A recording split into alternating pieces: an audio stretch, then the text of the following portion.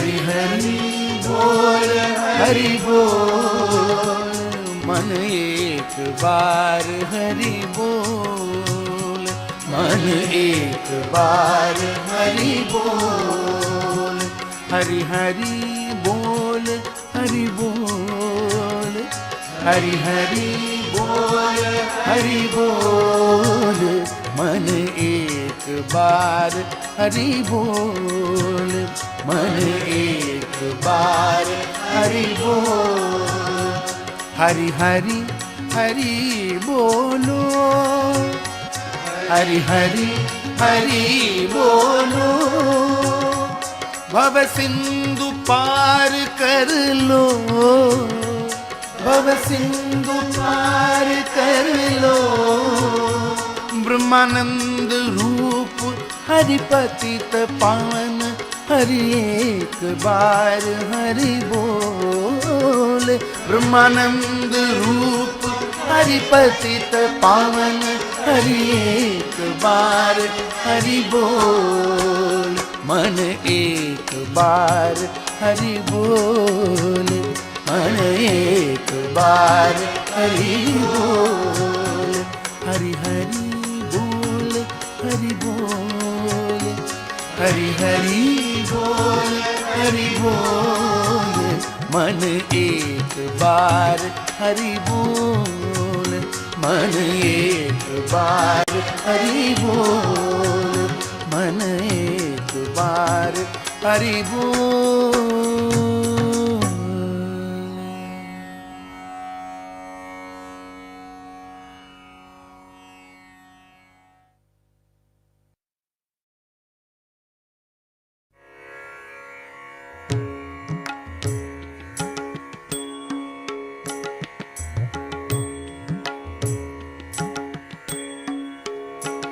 श्री रामचंद्र कृपा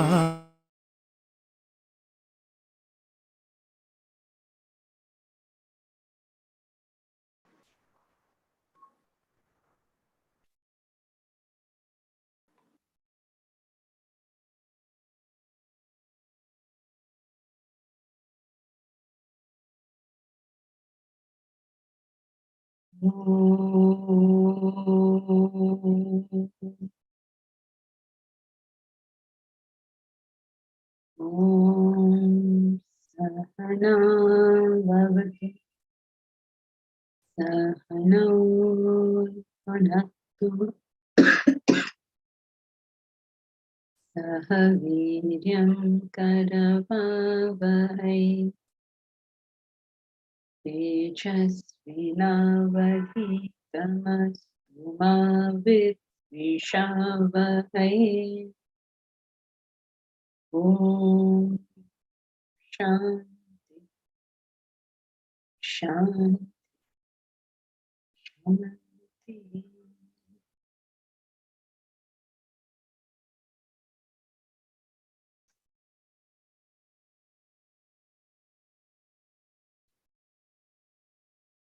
Any questions?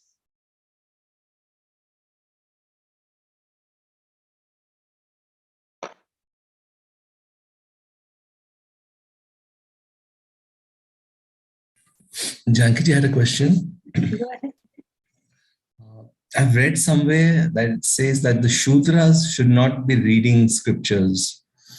So I wanted to know what that means, and also who's eligible to study Vedanta. Is it for everybody, or is there an eligibility? Yes, you're right. Shudras are not supposed to study Vedanta. And I'm sorry to make a statement like that because now everybody's going to get on my head. But please understand that when you are in a subject, there is a certain amount of jargon that is used. Jargon are technical terms to mean something. Now in India, we lost the language and we kept certain terms and then we threw the meaning out but kept the term and then created all this madhouse that we have created.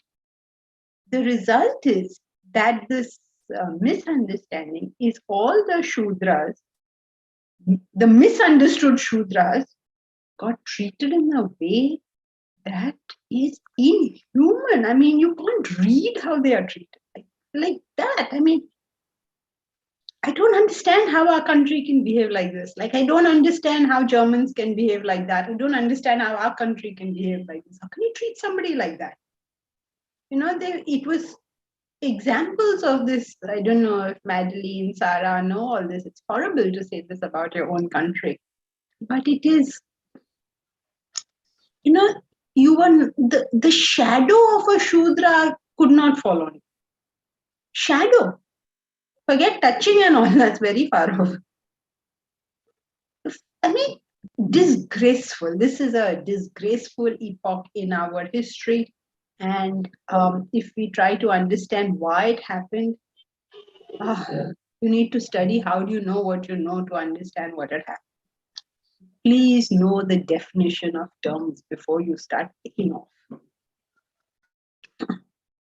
The first thing is that every human being, Naim, as you know, is made up of tamas, rajas, and sattva.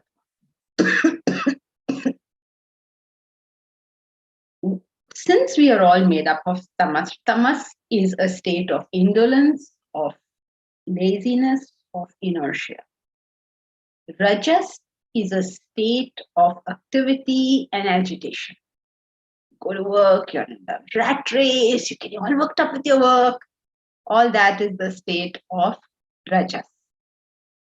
And sattva is the state transactive, meaning you are at the height of productivity and at the height of poise and peace. So your work is your relaxation, really. It is not, there's no stress involved in the work. Why is that? Because the nature of sattva is clarity of thought. Stress and clarity are usually inversely proportional. The more the stress, the lower the clarity. The higher the clarity, the less the stress. So, sattva is described as brilliance. That is why at the beginning of our class, we say Tejasvi Navat. Let us be Tejasvi. Tejasvi means brilliant. Let us be brilliant. Not brilliant in the sense of we came first in the university, but brilliance in every aspect of our life, whether it is in how we work, how we have a relationship, how we think. That light of knowledge should shine through. In that sense, brilliance. So tamas is the lowest state where one is inactive. And because one is inactive, is not doing anything, is very peaceful in life. I mean, it's a pig's contentment. Rajas is the state where you are very active and very agitated, where you have anger and competition, and all that stuff is going on. And sattva is the state where you are extremely productive at work. You are extremely poised in your emotions, very, very, very balanced, and your emotions are brilliant, and your thinking is the best. So that's it. Now, every human being is composed of all these three. It's not like we are only one. Everyone is all three. But there are some people whose predominance is in sattva. Such people are known as Brahmins. There are some people who is 70-80% rajas. Such people are known as Kshatriyas. There are some people whose rajas and tamas is sort of equal. They are known as Vaishyas, means traders. What happens with them? They're not as active as a Kshatriya, as a warrior. He won't go out to fight and all that. But he can sit at his gala, at his desk, and people will come and they give him 30 rupees. He will give them a Colgate toothpaste, do all this stuff. But he's still dynamic in the sense that he's doing all this. He's still running his business and whatever it is he's doing. And the lowest is tamas, where tamas is like 70-80%. such people are known as Shudras, where the tamas is very, very high. Now, when the tamas is so high, the guy can't get up and go to work. Or having gone to work, he is what, in Marathi we say, sankamya. Sankamya means he does what you tell him to do. That's it. He has no capacity to think, right? He's all tamas. So he'll do what you tell him to do. I think I have told you about a maid I once had. I told her to make the curd. So I told her just heat the milk slightly, put a little bit of curd in it to make it. Madeline, you know how to make curd? You make curd? Yes. No? Okay, so here this is done in every Indian household where we make curd. So you just take a little bit of milk, you just make it a little lukewarm, add a spoon of curd into it, and leave it. It will set and it's curd. It's very simple. It's done in every Indian house. So I got this maid and I told her, make curd. I asked her, do you know how to make curd? She said, you tell me. I said, okay. Make the milk lukewarm, add a little bit of curd into it, and let it become curd. And then once it is curd, then you put it in the fridge. I thought that was pretty simple. So I went away. Then I came back and I opened the fridge and the curd bowl was there. And I said, oh, cool, she did it. I opened it, it had milk in it. What happened? So next day when she arrived, I asked her, what happened? Didn't you make the curd? I said, yeah, I made the curd. I said, but this is milk. What's wrong with you? There's no curd here. It's milk. She said, but I did everything you told me. So, okay, what did you do? I heated the milk. I put a little bit of curd in it. Then you told me, once the curd is made, put it in the fridge. Then I put it in the fridge. You can't put it in the fridge. Keep it outside, dummy. Now, this is the nature of tamas. It will do, that person will do what they have understood or what you have told them. You can't blame her. She said, you told me make curd. I made curd. You said after it's made, you put it in the fridge. I put it in the fridge. What do you say? Can you say anything? It's like, main kya bolu? What am I supposed to say to this thing? This is tamas, where you are capable of following instructions, and that too as you have understood. So now you see why all these religious guys are fighting. Because they are only capable of following instructions, and that too as they have understood. So though they are setting out to make some curd, there's no curd ever made. This is tamas. Now, when you're not capable of understanding anything, how can you be taught philosophy? Because the way philosophy is taught is you must have some understanding. Until you have sattva, how can you learn philosophy? You just can't do it. So, to the extent you have sattva, you can learn this knowledge. Okay, if you have 20%, you will learn 20%. If you have 40%, you will learn 40%. If you have 80%, then you already know 80%, you only 20% more to know. So, dependent on how much tamas you have, it will reduce your capacity to grasp the knowledge. Because the grasping power is given by. Okay, in this classification. Now, so Shudras are not supposed to study scriptures. Of course, they're never going to understand. In fact, they're going to misunderstand it and go around creating confusion. They're not supposed to study. Now, the problem here is, I cannot decide whether you are a Shudra or not. You cannot decide whether I am Shudra or not. So how are we going to tell? We say, okay, let us see which family this person has born. This is where the mistake occurs. Your parents could be anything. It's got nothing to do with what you are. So the 4 castes are a division for every human being. Not for Indians alone, it's a universal division. But we say, no, you're born in a particular caste, so you are that caste. This is a very, very wrong concept. How do we know it's a wrong concept? It's not like we came up with this beautiful idea. Firstly, this is as the Gita says. If you go to chapter 18, this is what it says. Point 1. Point 2.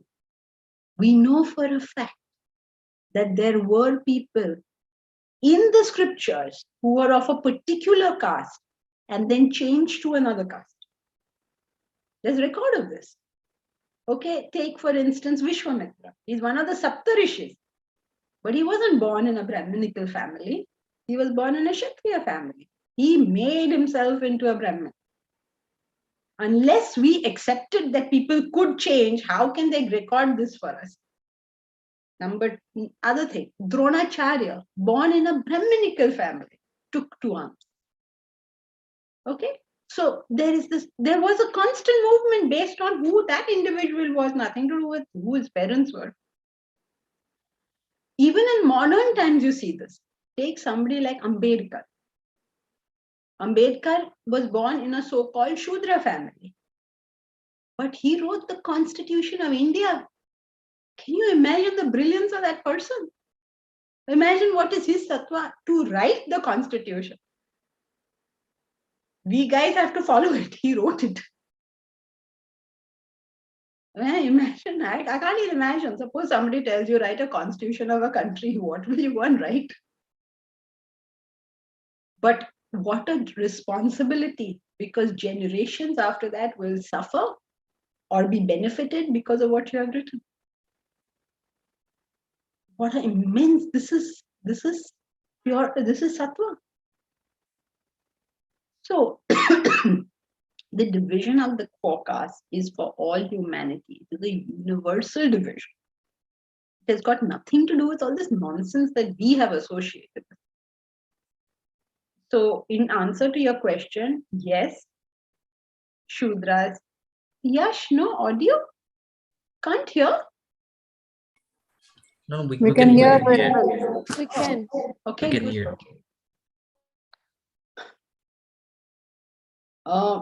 So firstly, in answer to your question, should Shudras study the scriptures? Answer is no, as you know.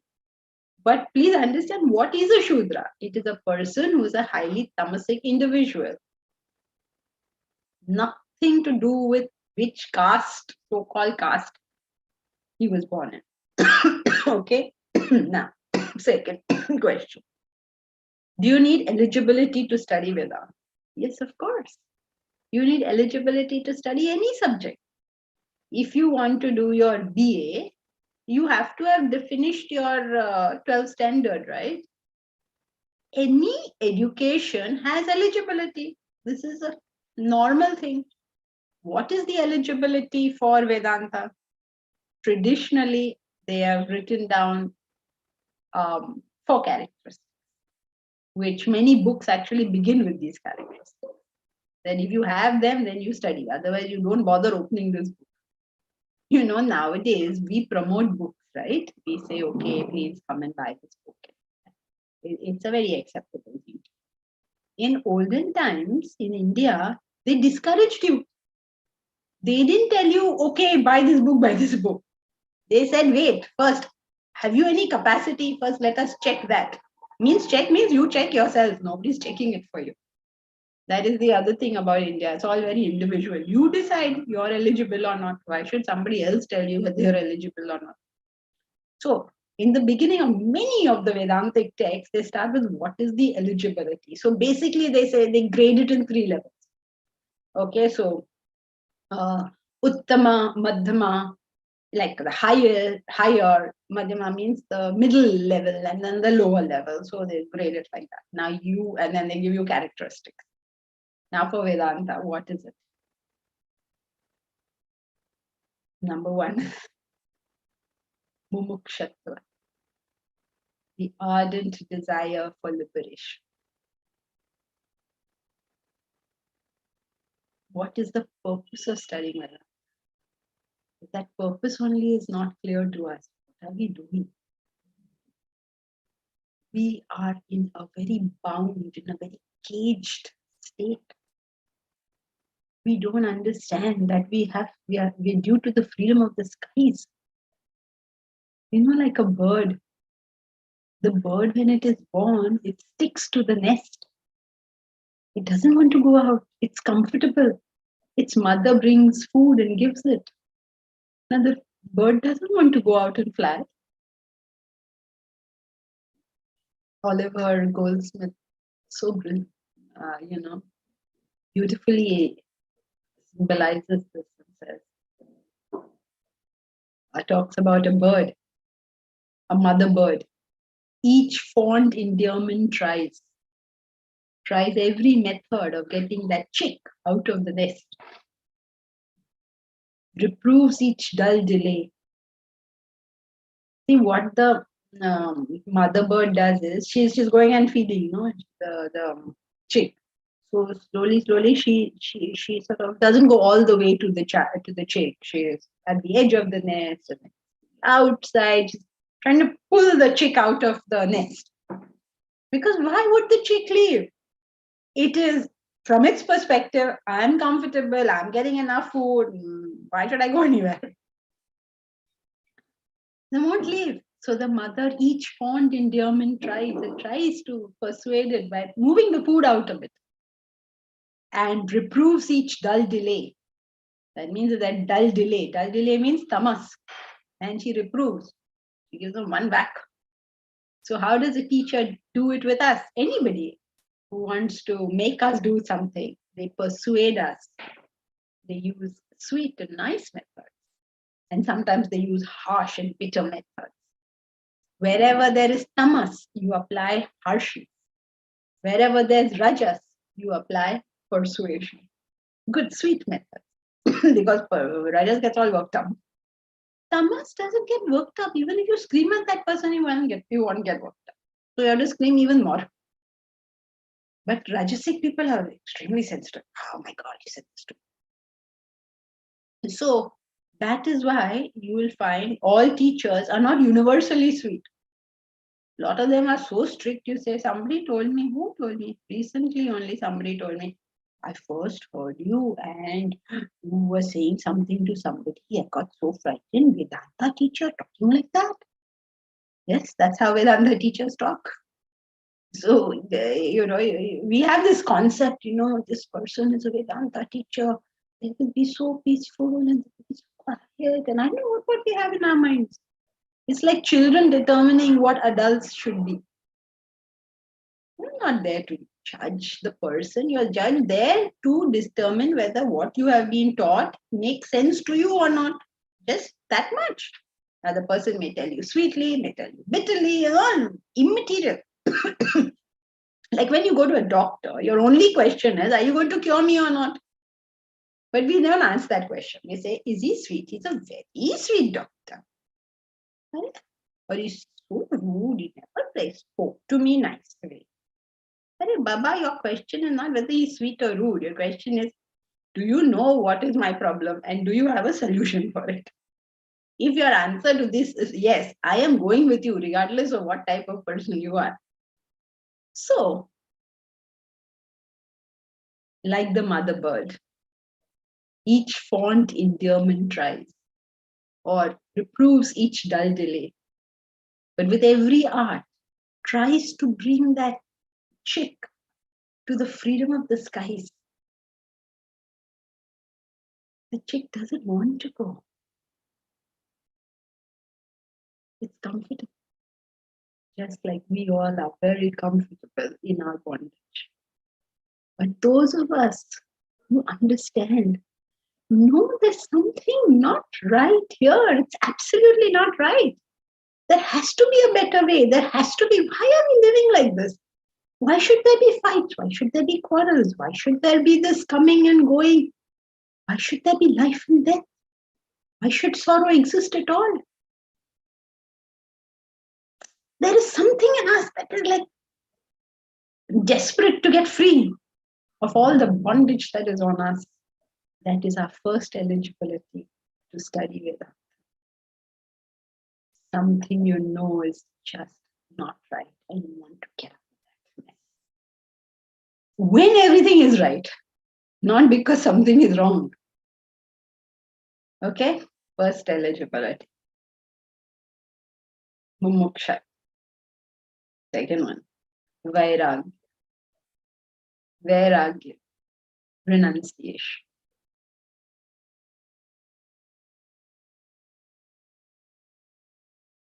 Until you have renunciation. What is renunciation? When you have recognized something to be a non-essential in life, your capacity to let it go. Like, for instance, in the same thing, suppose your teacher is very rude to you, for instance. Or your doctor, let's take a doctor. The doctor is rude to you. You realize that his bedside manner is a non-essential. His capacity to cure you is the essential. So you have the capacity to let go the non-essential. Could be with your spouse. Suppose your spouse is a very responsible, everything is beautiful about that spouse, very responsible, very everything.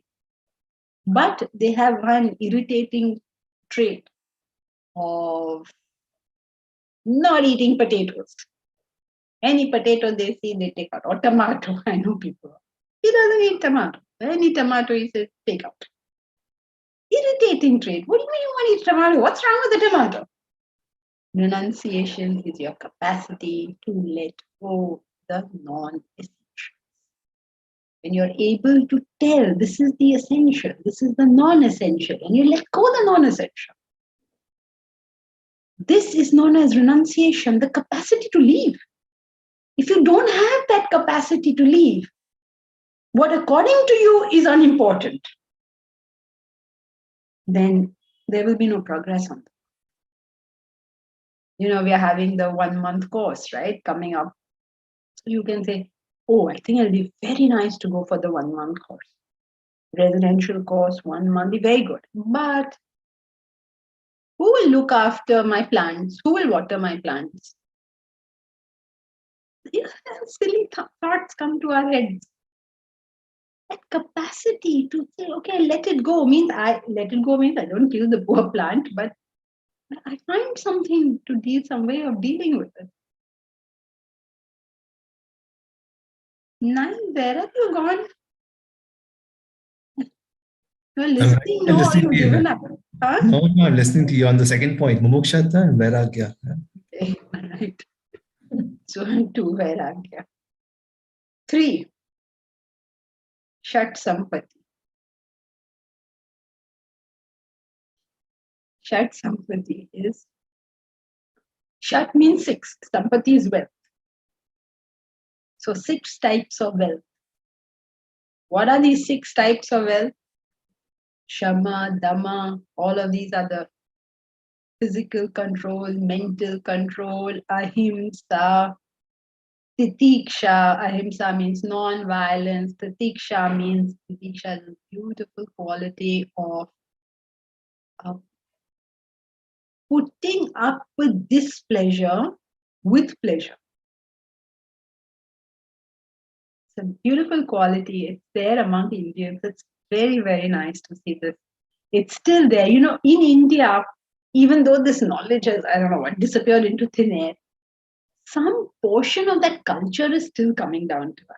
So almost every Indian has this capacity to put up with displeasure with pleasure. Simple examples are when people come to your house to stay. Very often Indians will give their bedroom to the guest. It's uncomfortable, but you do it with pleasure. Or in the trains. Madeline, you may never have. Have you ever sat in a local? You have? You've been to India? Okay. So when you sat in a local, there's a chair. Okay, there's a bench over there in the train, which can take 3 people. 4 people are already sitting on that. Yet they will say there's place for 1 more. The 4 are putting up with this, right? So this is called titiksha, putting up with displeasure, with pleasure. Sometimes your neighbors make a noise.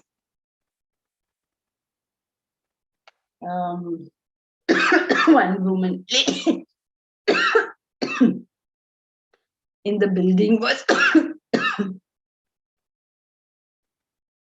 telling me about her husband. She told me, you know, these people above, they make so much noise. But I told my husband, why don't we go and tell them? Why are you making so much noise? My husband says, it's okay. It's once in a while. Don't worry about it. He doesn't listen to me. But the fact is, the man is willing to put up with that noise, which is coming and disturbing them.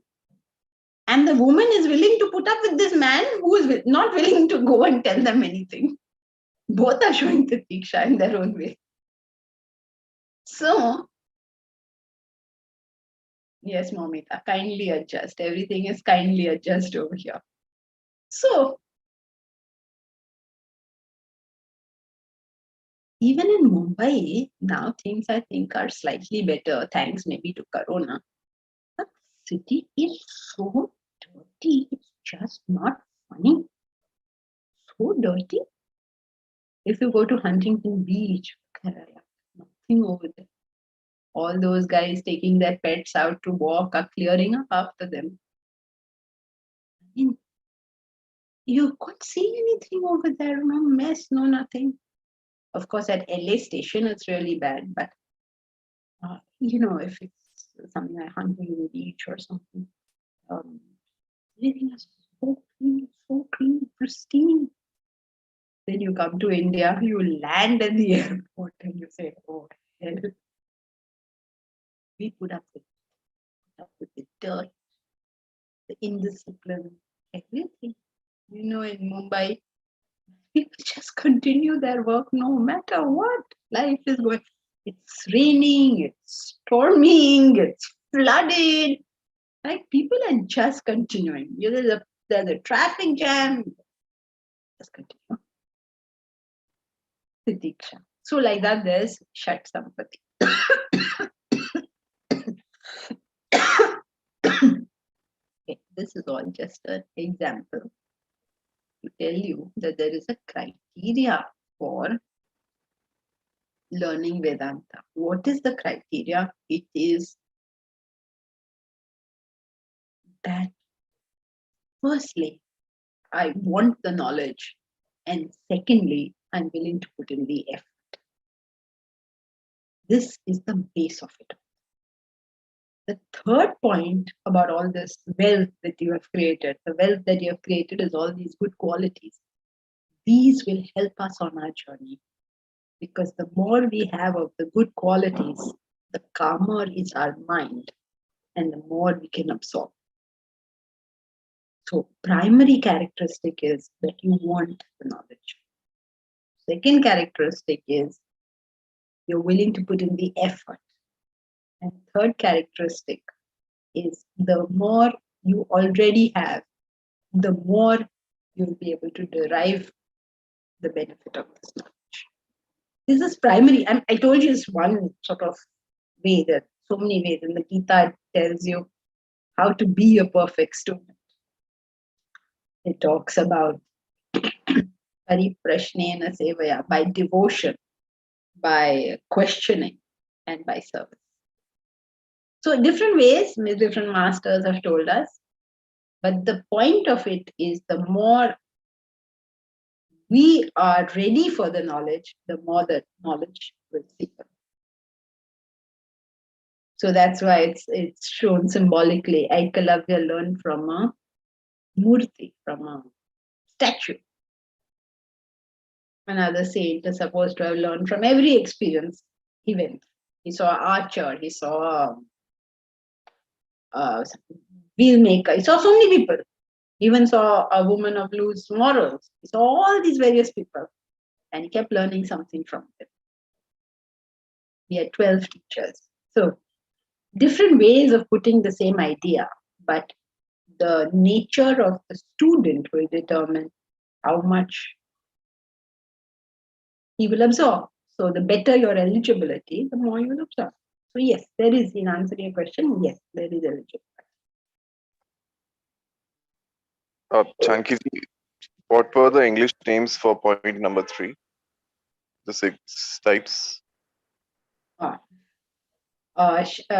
physical control, mental control, non-violence, tolerance, Shama, Dama, who knows all six? Shama, Dama, Uparati, withdrawal. Tiksha. Huh? Tiksha. English name. What? Titiksha, no? Titiksha. Titiksha, tolerance. Tolerance. The capacity to put up with displeasure with pleasure. Endurance, no? Say endurance.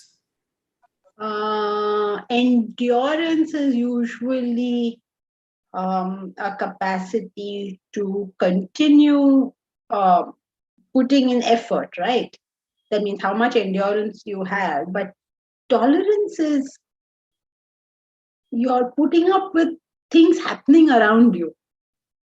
Like, suppose now, for instance, you go to an ashram, and in the ashram, something is not to your liking. Typical example is many, many years ago is when Westerners came to India, to the ashram.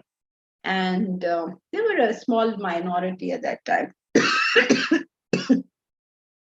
So they are used to eating pasta and burgers and fries, and then they have to come here and eat roti and all, roti and sabzi. And they go, what is all this? What is this food? It's not identifiable as food for them. So they have to put up with it, right? While they do their studies. So they have to have that capacity. Otherwise, some people say, we can't get proper food over there, and leave. Yes, Shraddha, Samadhan, correct. Shraddha, faith, Samadhan, contentment. Anyway, don't go into the qualities. That's not what we're currently discussing. There are various ways of doing this. The point only is that you need a certain eligibility. But yes, thank you, I think, Omkar, for putting them down. But the thing is that we have to tune, the point is we have to tune up our personalities to be able to absorb them. That's the moral of the story.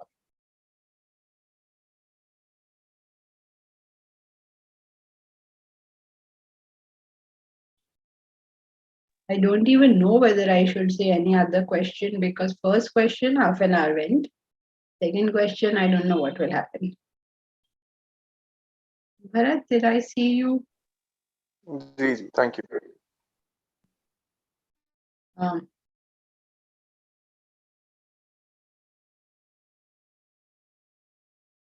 Anyone else has anything before we proceed with waker, dreamer, deep sleeper? Once we start that, then please stick to only that, nothing else.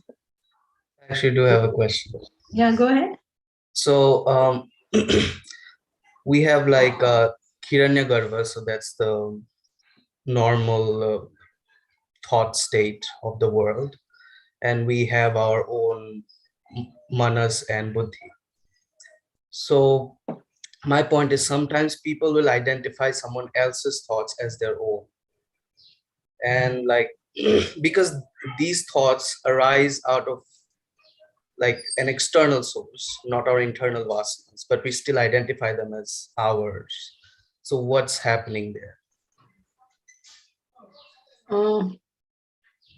Firstly, unless you have those tendencies, you will not identify with it at all.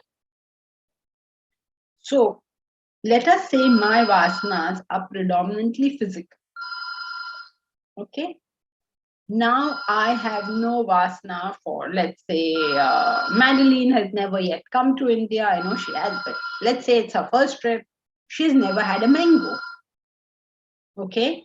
So now she comes to India and someone says, there's this beautiful fruit for which she has a vasana, which is very sweet, for which she has a vasana, and which is very unique to India, or at least to Maharashtra, which is the Alfonso mango. Now, she is interested in all three things. She's interested in fruits, she's interested in sweet, and because she's come as a tourist, she's interested in tasting the local cuisine. Okay, so somebody has told her all this stuff. she will identify with it only because she has her vasanas for it. Otherwise, it can't be done. Okay? Now, if she comes to India, we will tell to Maharashtra, we will tell her, Madeline, the best mango, the king of mangoes is Alfonso. So she will go around all the time saying that it is the king of mangoes. Okay? Now this king of mango, she doesn't know. But we have told her it's the king of mangoes. So she accepts that. She's accepted someone else's thought. What does that mean? She has not tasted all the mangoes and decided which is the king. If she went to North India, then North India will tell her, what? Alfonso mango, these Bombayites, they just make a big fuss about it unnecessarily. There's no such thing. You taste ours, you taste Langda, you taste whatever, Chosa. Okay, all these are various varieties of mangoes. Okay, where are you, Deepraj? You're in Kolkata, right? Are you in Kolkata? No, I'm actually in Assam. Actually in Assam. Assam, okay. What is there a good mango in Assam? Is there mangoes in Assam? No. No, okay. So you all are not part of the controversy. But between Mumbai and Delhi, they're always fighting about which mango is the best mango. So now somebody has this view that this particular mango is the best given by someone else. But the base has to be there, no? Otherwise, you can't have that. So how does it work? This is a mechanism. Suppose your friends tell you, come, I will treat you to a beautiful new scotch. Now you must have a base vasana for alcohol. Otherwise, you will say, why, what scotch? I don't want any scotch and I don't want any Ireland. I'm happy with my water. Okay, so you're not interested. Then you cut it there. You know, sometimes it's very interesting that when you don't have a vasana for things, you don't even register that somebody told you that thing. The best example for that is when people come to class, they don't hear half the points because yet that vasana isn't there. And that's why when you listen to the same class after 2 years, you say, oh, I never heard this. Because that growth wasn't there yet. So we take only what we have vasanas for, but because the base is there, then we get conditioned in a certain. Suppose I want to be spiritual. So I want to be religious. I'm born in a Hindu family, I'll be Hindu. I'm born in a Muslim family, I'll be Muslim. If I'm born in a Christian family, I'll become Christian. Now everyone's got a condition. If I don't want to be religious in the first place, I can be in any family. I will not go near it. Okay. Dr. Bharti, did you have a question?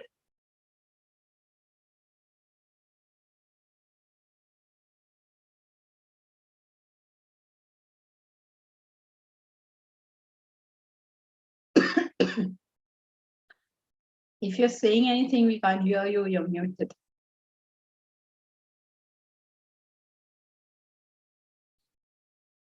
Then I guess not. So let's come back to one of, in all classes nowadays, you're listening to all the difficult topics.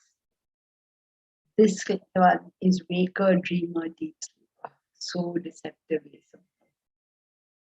When we are talking about the human constitution, and another way of looking at the constitution is the states of consciousness which we are capable of.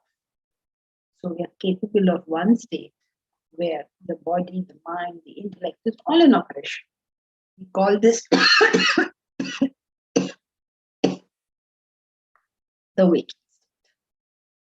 Then there's another consciousness which we are capable of, which is where the body has sort of been switched off. And remember, we're talking about consciousness, okay? What we are conscious of. So we are conscious of the mental states. We call this the dream state. And there is a consciousness where neither the body nor the mind and intellect, nothing is functioning. Okay, we call this the deep sleep state. Okay, so this is another constitution of the human personality. Now, every time we make a particular classification of the personality, there's a point to it. Why are you classifying it like that? Like when you classify tamas, rajas, sattva, that's another classification. You ask, why are you classifying it like that? So similarly in this, you ask the question, why are you classifying it like that? It's all the same bundle and it's just different classification. Now, why are we classifying it like this? Well, firstly, to draw to our attention that there is more to our life than the waking state. Every other classification makes us feel that what I am going through now in this waking state is it. Okay, when you say this is my dream, you're referring to the waker, isn't it? You believe that the waker went to sleep and had a dream.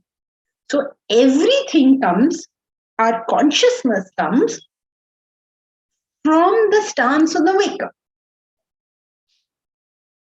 And since it's all pervading in our life, we believe this is all there is. But Vedanta wants to draw our attention to the fact that no matter what you say over here right now, even though you said that was my sleep or my dream, think very carefully, what did you say when you were dreaming? At that time, you did not say this is a projection of me, the waker. At that time, you believed with all your heart in that dream just as much as we believe right now in what we're seeing. This is an important realization for us to get. As confident as I am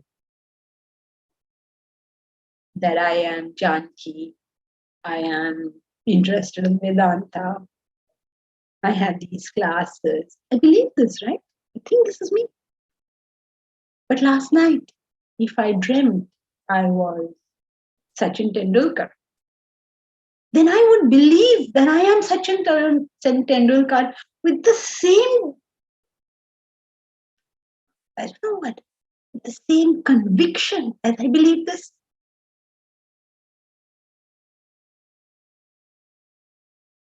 And that is a very, very frightening realization.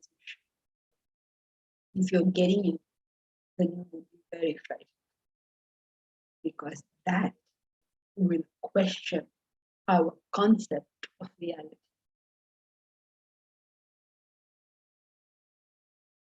How can I be so sure? Suppose I just got up from my sleep, okay? Suppose I got up from my bed at 10:25. At 10:25, I'm sure I'm Sachin Tendulkar. With all the ramifications of that. The wife, the children, the cricket, everything. 5 minutes later, I am Janki, who has spent 30, 40 years, not 40, 35 years doing Vedanta. Isn't it weird? It brings a big question. What is my cognition of reality and how does that even matter? Because I can be convinced of two completely different identities. This is very frightening. How much am I going to trust myself once I understand this? How much am I going to trust myself in the sense of my recognition of what is real and what is not? How am I going to know? Because what seems instinctive has suddenly been questioned. So that's the purpose of this, to draw it to our attention. And when I'm in deep sleep, really I think there's nothing. I believe that. Even if I'm going through, I don't know what. Anything I could be going through, right? I could be going through some horrible, horrible thing in my life.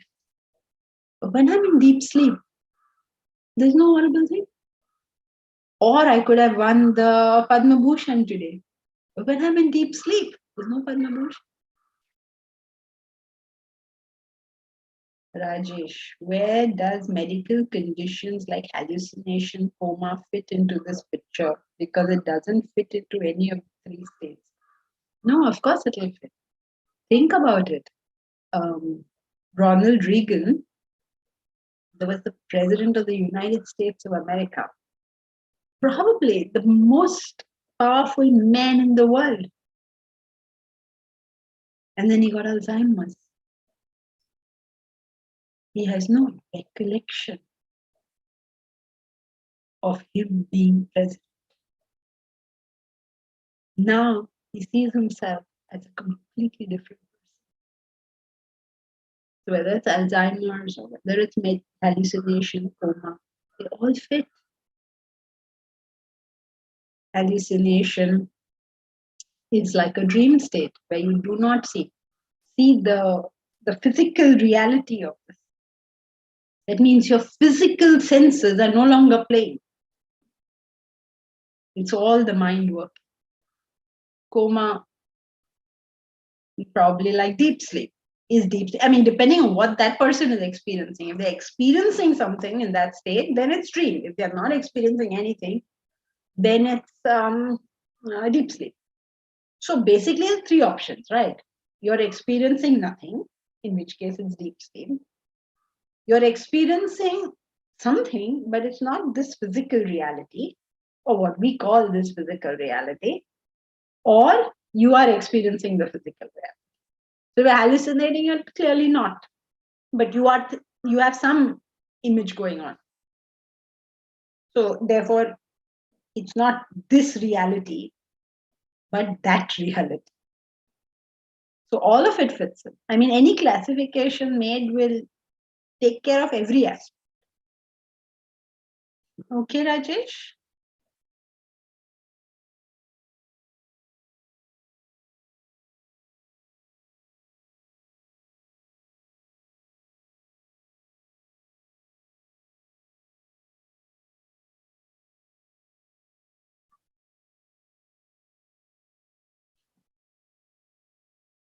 Jyoti says, so none of it is real. How can you know that? You cannot make that statement.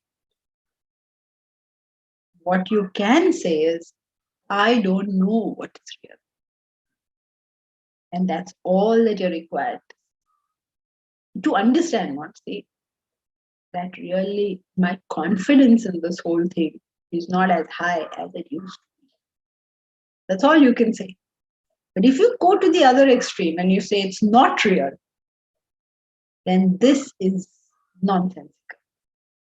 If you think it's not real, and let's take a mother who says that it's none of it, this is real. Okay, and then her child gets bitten by a mad dog. Will she go and get the injections for that child or not? So you can't say it's not real because there is no way you actually will ever think so. But what you can is just question. Is it real? That's all you can do. Imagine there is a dream. Okay, and in your dream, the guru tells you that this is not a dream. I mean, this is not reality, it's just a dream. And you have great faith in the teacher. And you say, okay, so you say it's not real, then I accept that it's not real. And then while you're having this conversation in some forest, a tiger starts growling and coming at you. And the guru tells you, quick, quick, climb a tree. And you told the guru had said, Arey, just now you told me that it's not real. Now you're telling me climb a tree. What will the guru say? He'll say, I know it is not real. I know that you're not real and this tiger is not real. When the tiger mauls you also, I will know it is not real. When you're in hospital also, I will know it is not real. But you will not know that, so please climb a tree. Otherwise, we make a mockery of the whole. It becomes hypocrisy. So you don't make a conclusion. We're not ready for a conclusion. The conclusion is only realization. You don't make a conclusion. You live in the question. There is no conclusion. There's only a conclusion at realization. If you conclude while here, you're just jumping to conclusions. And unfortunately, with these type of conclusions, we can really mess up our lives. So there are people, Swamiji used to tell us this story. So one man came to him one day and said to him, Swamiji, you explain Vedanta so well. I have some questions. Could I please ask you? So Swamiji said, yeah, sure, ask. So he started saying, he asked this question. So Swamiji said, okay, do you see this tree? That's pointing outside the window of a tree. So that man said, no. What? You see this tree? He said, no. He said, I mean, what? You start up saying, suppose I say to Sarah, Sarah, do you see this bookcase? And she says, no. How do you continue? So, he said, there's no bookcase, that man said. Where's a bookcase? There's no bookcase. It's all Brahman. Swami said, And he was writing or whatever it was doing, and then he started continuing doing his own thing. So that man was sitting there waiting for an answer.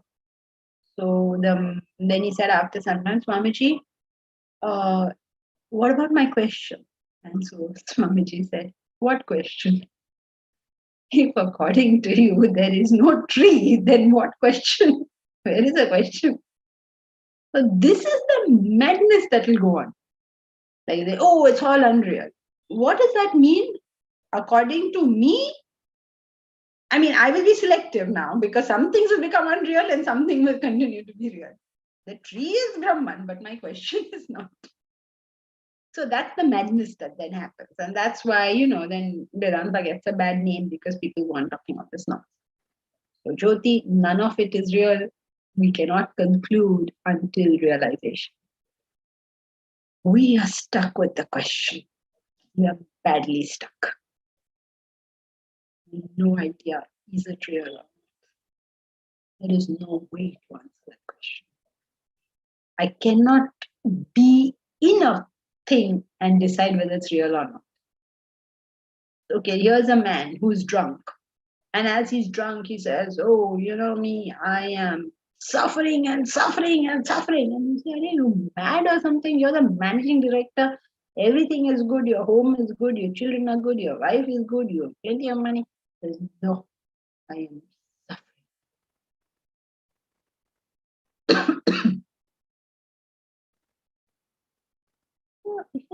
If you try to argue with them and say, no, Baba, everything in your life is good. There's nothing for you to cry about. People, they drink and they start crying for no rhyme or reason.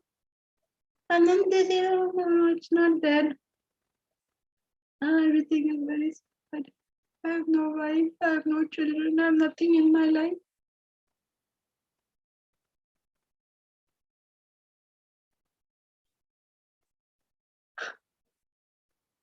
Suppose you sit there and argue, Arey Baba, this lady is your wife, these are your children, this is your job. Can you argue with that chap? And if you argue, what will he say? If I have all this, then why have I got nothing? You cannot stay in the, you cannot be in a conditioned state and question where did that conditioning come from. You have to get out of the conditioned state to know that it was conditioned.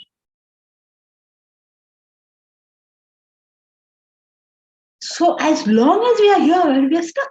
Never know. Never know. Is it true or is it not true? Is it real or is it not real? But if that kila is in our head, then you will want to, and you will complete the journey. Because it is your want that is going to drive your life. At the end of the day, what drives our life? Our want. If you want to know, is it true or not? You will find out. If you say, oh, what am I to do? True hoga, false hoga? I don't care. Then you never find out.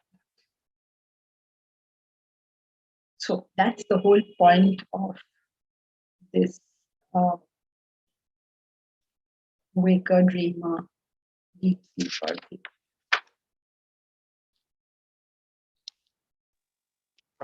Janki ji, so the question for us to stick with now is, what is real? Yes, but it can't be an instruction. Either you have that kida to find out, or you don't have the kida to find out. You can't tell anyone that you should find out. Either the person wants to, or the person doesn't. That wanting to know is that spiritual urge. So then you're not satisfied with people telling you anything. Whatever they want to think, please think. I'm only interested in, are you telling me a way by which I'm going to get out of this matter?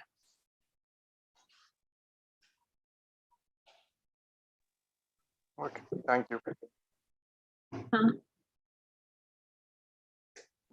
Okay. Yeah, Arun, you had something to say? Yeah, Janki ji, that's a central question. But based on the scriptures, based on the declaration made by the sages, so can we not conclude with a fair degree of certainty that this is Maya? And conclude. We can't experience, yes, but we need to have that faith. And based on our faith, can we not sort of conclude to a reasonable degree? Because that gives us a direction. Yeah, so that is a working hypothesis we have. We say, okay, this is what we have been told. Now we have to find out whether this is true or false. So it's like a working hypothesis. It is what is the experiment we are doing. But now we have to do the experiment to find out whether it gave the result that it's supposed to give or not. So in that sense, yes, faith in the sense that this is an experiment worth doing. In that sense, you have faith. You have faith in the scriptures. You have faith in the master that that this is something that I should, that they say the answer is this, and let me try this direction first. Otherwise, we're going to try all sorts of things to make our life all right. So why not try the method which has been time tested and laid down by the wise sages of the past? Why not try that first? It's like, a girl wants to cook a dish. She says, I want to make a cake. So then what does she do? She first asks her mother, Mommy, how do I make a cake? And then the mother tells her or doesn't tell her. And she'll find somebody who will tell her how to make a cake. And then she'll do that first. So that's the faith. Then once she uses that recipe and makes the cake, then she'll say, oh no, this was not cake, this is a stone. So she'll go back to that person and say, oh, what happened? And that person will say, oh, you forgot this, or you didn't do this properly, or whatever. And then she'll follow the instructions until her cake is a nice spongy cake which we can eat. It's exactly the same in the spiritual. You first follow the recipe. Okay, now you followed the recipe and you find it didn't work. Then you find somebody else to give you another recipe. Yeah, so it's a long journey. As you well know. Okay, so that's it for today.